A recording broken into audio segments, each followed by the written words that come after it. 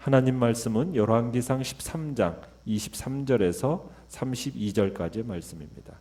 열왕기상 13장 23절에서 32절까지의 말씀입니다.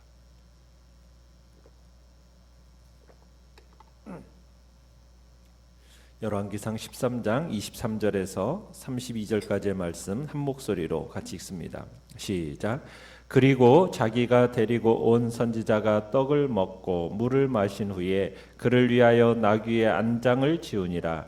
이에 그 사람이 가더니 사자가 길에서 그를 만나 물어 죽임에 그의 시체가 길에 버린 바 되니 나귀는 그 곁에 서 있고 사자도 그 시체 곁에 서 있더라. 지나가는 사람들이 길에 버린 시체와 그 시체 곁에 선 사자를 보고 그 늙은 선지자가 사는 성읍에 가서 말한지라.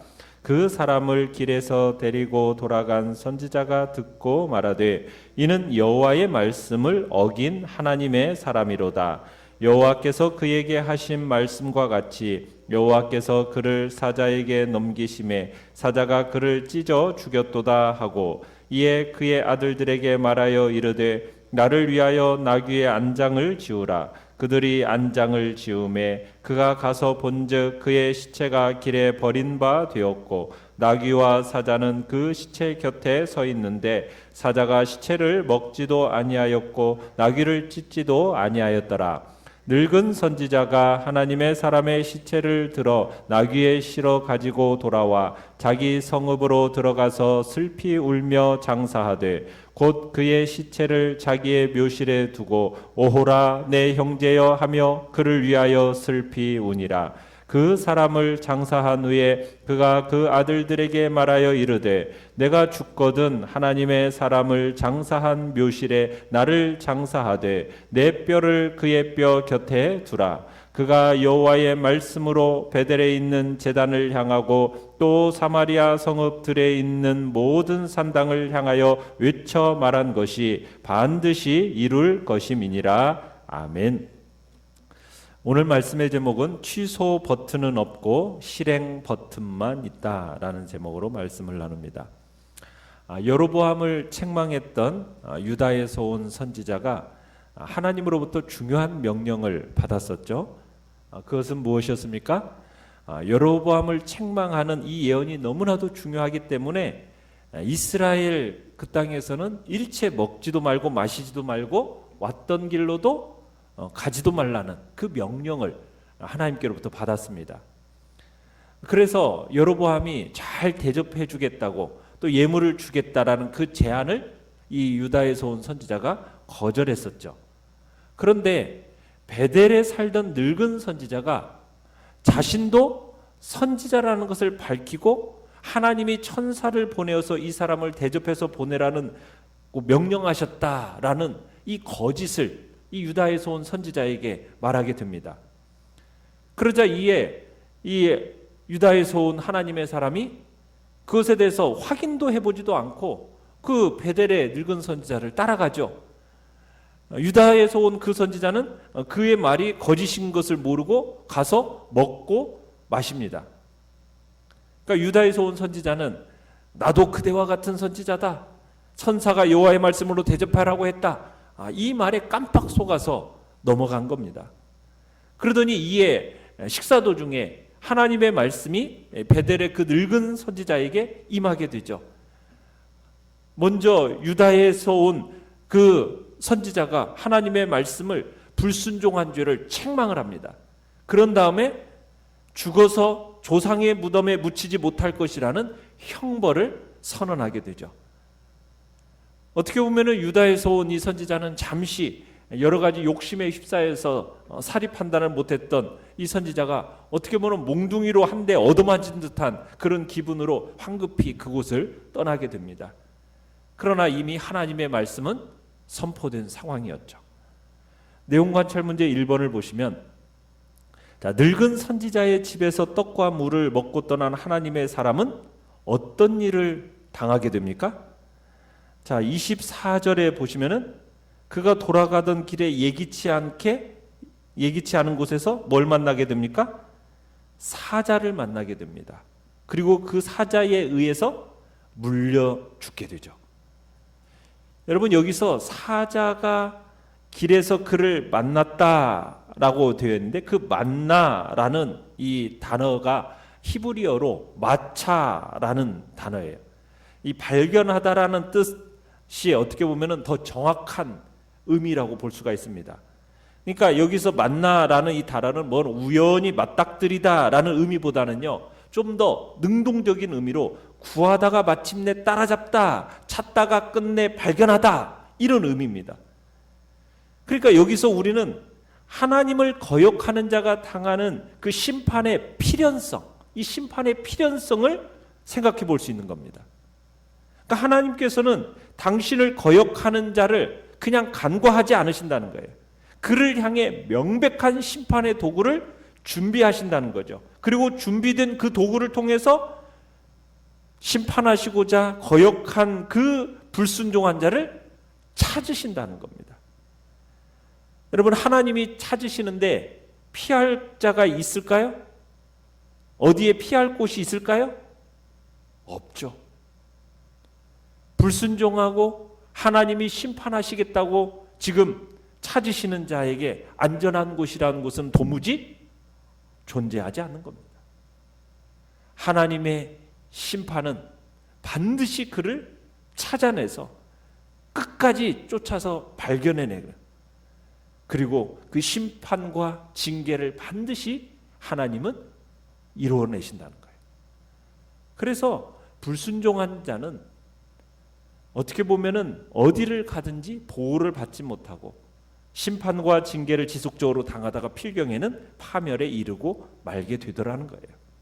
그러니까 불순종하는 자는 보호받을 곳이 아무 데도 없습니다. 그러게 우리에게 있어서 안전하고 확실한 도피성은 뭐겠습니까? 하나님의 말씀에 온전한 순종.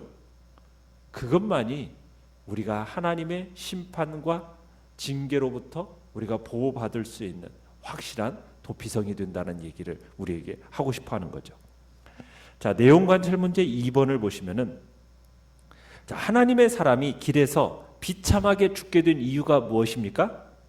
자, 26절에 가보시면은 이 선지자, 그 사람을 길에서 데리고 돌아간 선지자가 듣고 말하되, 이는 뭐한 사람이다? 여호와의 말씀을 어긴 하나님의 사람이로다. 왜 비참하게 죽은 겁니까? 하나님의 말씀을 어겼기 때문이죠. 사자가 불순종한 선지자는 죽였습니다. 그런데 무죄한 나귀는 해하지 아니한 이 사건이 하나님의 보응을 보여주고 있는 겁니다. 그러니까 하나님의 심판으로 사자에게 죽임을 당해서 길거리에 버려진 하나님의 사람의 시체를 이제 베델의 늙은 선지자가 나귀에 실어가지고 와서 매장합니다. 그리고 그를 위하여 29절에 보면 애곡을 하죠. 그러니까 21절, 22절에서 베델 선지자에게 주셨던 하나님의 말씀, 곧 내 시체가 내 조상들의 묘실에 들어가지 못하리라, 이 예언이 그대로 응했다라는 것을 보여주고 있는 겁니다. 베델의 늙은 선지자는 사자에게 찢겨 죽은 하나님의 사람의 이 시신을 수습해가지고 자기의 묘실에 장사하는 거예요. 그러니까 조상들의 묘실에 들어가지 못하고, 그러면서 자기 아들들을 향해서 유언을 하죠. 뭐라고 유언을 합니까? 31절에 보면 자기가 죽으면은 어떻게 해달라?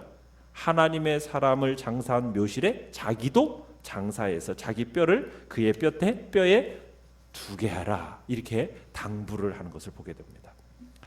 자, 3번 연구와 묵상 문제 3번을 보시면은 이 사건을 통해서 하나님이 주시고자 하신 교훈은 무엇일까요? 자, 32절을 보면 하나님은 이 실패한 선지자의 죽음을 통해서 그가 전한 예언의 권위를 더욱 확고히 하신 겁니다. 그러니까 늙은 이 선지자는 자기 입을 통해 하나님의 사람에게 선포된 이 심판의 말씀이 이루어짐을 보았지 않습니까? 그러면서 하나님의 사람이 죽기 전에 예언한 말씀 또한 반드시 이루어질 거라는 것을 확신하게 돼요. 그죠? 그래서 32절에 그렇게 얘기하는 겁니다. 그가 여호와의 말씀으로 베델에 있는 제단을 향하고 또 사마리아 성읍들에 있는 모든 산당을 향하여 외쳐 말한 것이 어떻게 될 것이다? 반드시 이루어질 거다. 말씀한 그대로 이루어질 것이다. 이렇게 말을 해요. 그러니까 이 선지자의 죽음은 베델에 선포된 말씀이 꼭 성취될 것이라는 것을 확인시켜주는 징표다. 지금 이렇게 얘기하고 있는 거죠. 자, 느낀 점 4번을 보시면, 자, 기이한 죽음으로 종말을 고하는 하나님의 사람을 보면서 무엇을 느낍니까? 여러분, 여기서 기이한 죽음, 이 기이한 죽음이란 게 어떤 죽음입니까? 자, 하나님의 사람을 심판하는 도구로 삼았던 사자가 있잖아요. 그 사자가 그 사람의 시체나 옆에 서 있는 나귀에게 입을 대지 않았습니다. 그냥 입을 대지 않고 지켜보기만 한 거예요. 이 일을 통해서 여호와께서 하신 일이라는 것을 확인해 주심을 우리는 느끼게 돼요. 여러분, 대개 사자라는 짐승은요, 먹이를 필요로 하지 않는 이상 사람을 공격하지 않는다고 합니다. 그러니까 사자가 짐승을 찾아서 죽일 때는 오로지 뭐 할 때만 죽여요? 먹을 때, 배고파서 먹을 때. 그러니까 먹을 것을 위해서만 공격해서 잡아먹는 거예요. 이건 사자의 특성입니다. 이게 잘 알려진 사실이에요. 그런데 이 사자가 사람과 나귀가 함께 있는데 그 사람을 공격해서 죽이기만 했지, 그 공격한 사람의 시체를 어떻게 하지 않았습니까? 찢지도 않고 먹지도 않았다는 거예요. 더 희한한 일은 뭡니까? 나귀조차도 달아나지 않고 있어요. 그 자리에 그냥 머물러 있는 겁니다. 그래서 사자가 그 나귀조차도 공격하지 않고 그 자리에 그대로 있었다라는 거. 얼마나 기이한 일입니까? 하나님께서 이렇게 특별한 사건을 연출하시고 그것을 사람들에게 목도하게 하신 이유가 무엇이었겠습니까? 그건 무엇보다 범죄한 이스라엘에게 회개를 촉구하는 일인 거예요. 회개를 촉구하는 거. 하나님이 주신 말씀을 듣고 자기 입으로 그것을 2번이나 선포하고도 허탄한 속삭임에 유혹되어서 죽음을 맞이한 유다 선지자 이 모습을 보면서 그들이 마땅히 행할 바 마땅한 도리는 한마디로 뭐라는 겁니까? 회개하는 거예요. 회개하는 거. 하나님의 말씀을 전적으로 신뢰하고 그분을 두려워하는 것. 이 일을 목격한 사람들이 취해야 할 마땅한 반응이라는 거예요. 여러분, 우리의 삶에 있어서도요, 여러 가지 눈에 보이는 하나님의 역사가 있습니다. 하나님은 혹 우리가 완악해지지는 않을까, 그래서 우리를 자극시키고 경각심을 갖도록 하기 위해서 특별한 일을 강구하실 때가 있어요. 또 우리가 행하는 일이 옳은 것이다, 네가 행하는 것이 바른 일이다, 이런 확신을 주시기 위해서 때로는 도움의 손길들을 펼치실 때도 있습니다. 그래서 우리로 하여금 더욱 강하게 하시기 위해서 상상도 하지 못할 여러 가지 일들을, 때로는 그런 시험을 주실 때가 있다는 거예요. 그때 우리는 그런 것들을 보면서 민감하고 적절하게 반응해야 되는 거예요. 우리가 행하는 바 바른 그 반응의 여부에 따라서 어떻게 보면 우리의 주어진 그 앞날에 대한 축복의 내일이 될 수도 있고 어둡고 절망스러운 내일이 될 수도 있는 겁니다.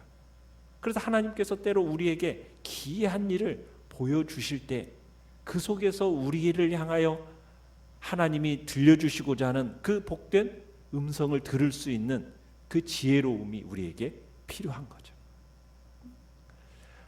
오늘 이 13장의 이야기는요, 우리에게 여러 가지 교훈을 주고 있어요. 첫 번째는 뭐냐면 하나님의 말씀은 결코 바뀌지 않는다는 거예요. 하나님의 말씀 바뀌지 않아요. 성경 기자는 이 점을 강조하기 위해서 13장에 보면요, 여호와의 말씀으로 이런 말을요 정확하게 7번 사용하고 있습니다. 그러니까 늙은 선지자도요, 이 젊은 선지자의 죽음을 애곡하면서 32절에 가보시면은 뭐라고 얘기하고 있습니까? 그가 여호와의 말씀으로 베델에 있는 제단을 향하고 반드시 이룰 것이다. 그러니까 여호와의 말씀으로라는 이 여호와의 말씀이 그대로 이루어질 것이라는 그런 징표로 지금 누구의 죽음을 삼고 있는 겁니까? 그 유다에서 온 선지자의 죽음을 삼고 있는 거예요. 그러니까 하나님의 말씀은 반드시 어떻게 된다? 이루어진다. 그리고 그 말씀은 결코 바뀌지 않는다. 두 번째는 여로보암이 유다에서 온 선지자를 매수하려고 했지 않습니까?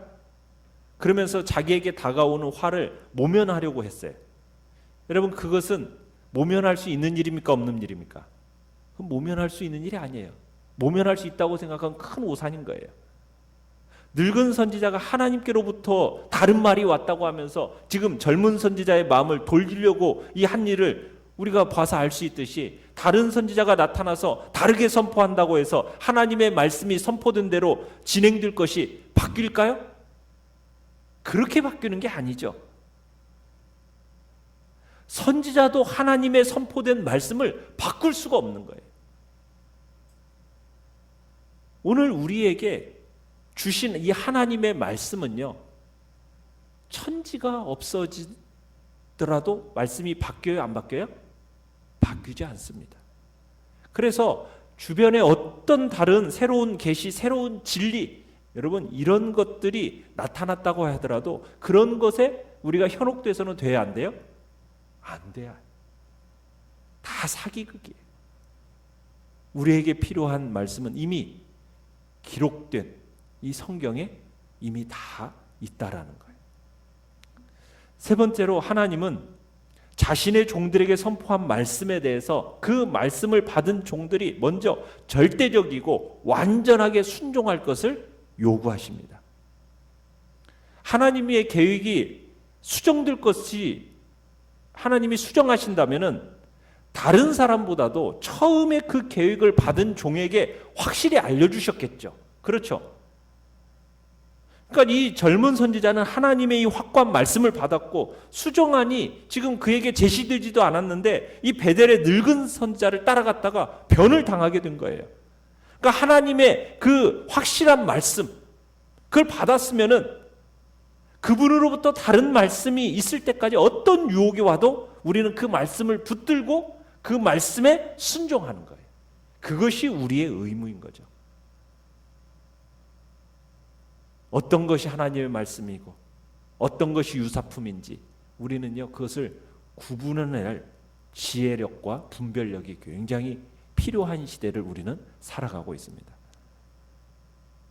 우리는 하나님의 말씀입니다 라고 우리에게 이렇게 얘기하는 사람들의 말을 무조건 믿으면 안 되고, 그 말씀을 어디에 비추어서 항상 우리는 살펴봐야 돼요? 기록된 성경, 그 성경에 비추어서 항상 그 말씀을 우리는 생각하고 분별해내는 그런 지혜가 필요한 겁니다. 결단과 적용 같이 5번 보시겠습니다. 하나님께 순종하지 않아 어려움을 겪은 적은 없습니까? 하나님의 말씀은 취소되지 않으며 하나님의 계획은 시간이 걸리더라도 반드시 실행된다는 것을 믿을 때 우리의 삶의 태도가 어떻게 달라져야 하겠습니까? 우리는 하나님의 말씀은 반드시 실행됩니다. 그 말씀이 취소되는 일이 없다라는 것을 기억하며 우리는 오로지 순종하는 복된 길을 걸어가겠다고 주님 앞에 다시 한번 결단하며 나아가시길 바랍니다. 자, 오늘의 기도를 같이 한번 읽겠습니다. 시작. 내 모든 삶의 영역이 말씀을 적용하는 무대가 되며 말씀이 이루어지는 현장이 되게 하소서. 아멘. 우리의 삶의 모든 영역이 참으로 하나님의 말씀이 적용되는 무대요, 말씀이 이루어지는 현장이 되게 해달라고 이 시간 주님 앞에 기도하며 나아가시길 바랍니다. 그리고 연약한 우리의 지체들을 위해서 기도하시고요, 또 이 코로나19 사태가 속히 종식